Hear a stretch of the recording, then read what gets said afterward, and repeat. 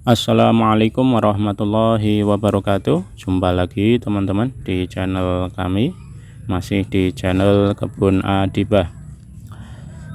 Teman-teman, di video kali ini saya coba membahas tentang perkembangan kondisi bibit yang sudah saya tanam di lahan bekas persawahan.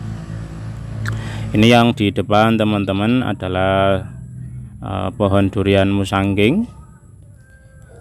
Ini kondisinya teman-teman bisa lihat sendiri. Awalnya memang daunnya cukup banyak yang rontok. Ini sekarang trubusnya sudah bagus, sudah mulai banyak keluar daun. Pohonnya sudah terlihat lebih hijau. Nah, teman-teman perlu diketahui, di lahan ini awalnya saya tanam 7 pohon, 7 bibit saya tanam, tapi perkembangannya yang cukup bagus itu hanya 2 teman-teman. Yang 2 ini salah satunya ya sempat ada kendala, tapi sekarang kondisinya sudah agak bagus. Saya katakan terkendala karena memang 7 pohon bibit tersebut ketika saya tanam itu terkena jamur teman-teman, yaitu ujung daun banyak yang mengering. Nah, ini pohon durian musangking selamat, daunnya sudah cukup mulai baik. Ya walaupun masih ada PR juga teman-teman. Nah, tapi di sini saya akan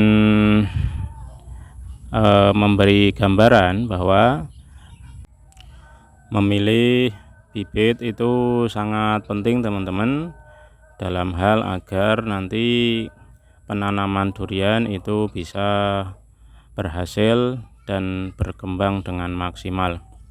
Nah, teman-teman perlu diketahui, 7 bibit yang saya tanam itu 2 pohon itu kondisinya yang selamat ini itu sudah agak lumayan besar teman-teman, tingginya kurang lebih 1 meter.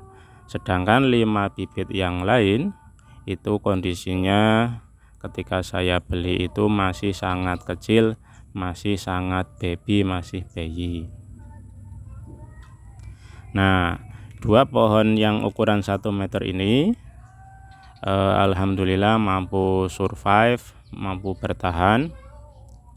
Dan ini pohon musangking yang satunya teman-teman bisa lihat sendiri, ini yang paling subur dibandingkan pohon musangking yang pertama. Ini jauh lebih baik, ini adaptasinya paling bagus. Ini juga sama, tingginya dulu 1 meter ketika saya tanam. Lah, ini contoh bibit yang saya beli masih keadaan masih kecil, masih baby teman-teman. Ini adalah jenis durian matahari, teman-teman bisa lihat sendiri. Kondisinya itu memang ya cukup memprihatinkan, perkembangannya kurang bagus. Memang di antara 7 bibit tersebut itu ini saya masih menjadi pemikiran, apakah mungkin karena di dalam bibitnya itu, di media tanam bibitnya itu diberi kohe kambing, itu yang menjadikan penyebab masalah di bibit sehingga terkena banyak penyakit.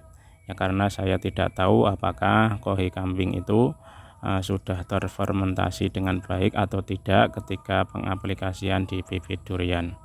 Kenyataannya memang 7 pohon yang saya tanam itu sangat bermasalah. Ini juga teman-teman, ini teman-teman bisa lihat sendiri, ini mati enggak hidup juga kayaknya, ya kayak gitu, mau trubus tapi susah. Ini rencananya yang ini mau saya ganti saja. Jadi yang baby itu yang masih saya pertahankan itu cuma 3, yang 2 sudah saya buang. Ini juga nantinya saya akan buang saja karena percuma nunggu waktu lama. Ini juga sama teman-teman, ini yang ketiga. Ini yang dulu sempat pulih, cuma sekarang kondisinya kayak gini lagi. Tapi sebenarnya ini faktor dari luar ya teman-teman, karena di lahan kami itu tadinya itu sering buat mainan para entok ya.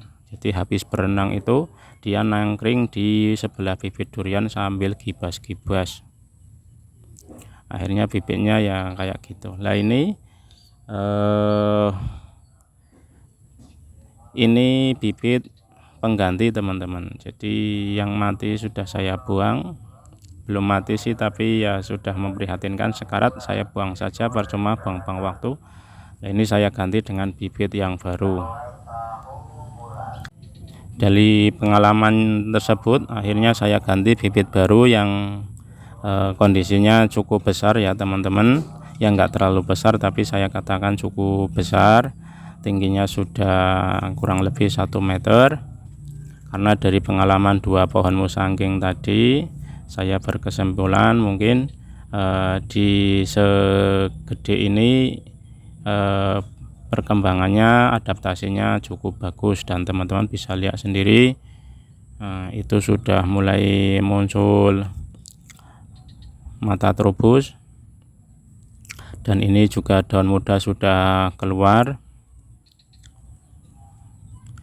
Karena artinya kalau trubus itu berarti kan pertanda adaptasi tumbuhnya perakaran itu cukup berjalan dengan baik.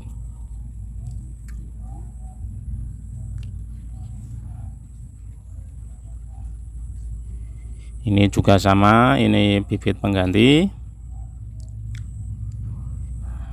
dan di ujung daun sudah mulai mengintip tunas trubus. Teman-teman bisa lihat sendiri. Kalau seperti ini kita tinggal rawatkan rutin saja. Nanti kalau sudah mulai muncul trubus, kita pupuk bagian bawah. Ini usianya baru 2 minggu ya teman-teman, baru 2 minggu sudah keluar daun muda, kan itu sudah cukup menyenangkan atau membuat hati yang menanam itu senang. Ini ujung daun teman-teman lihat mulai muncul tunas mata trubus.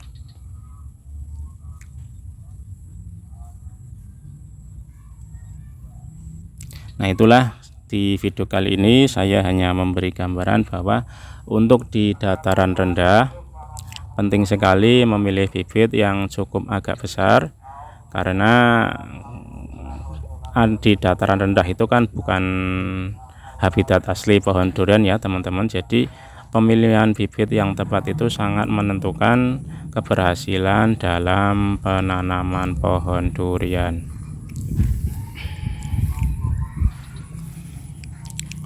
Karena di dataran rendah itu kondisinya juga cukup panas ya teman-teman, beda dengan di daerah dataran yang lebih tinggi.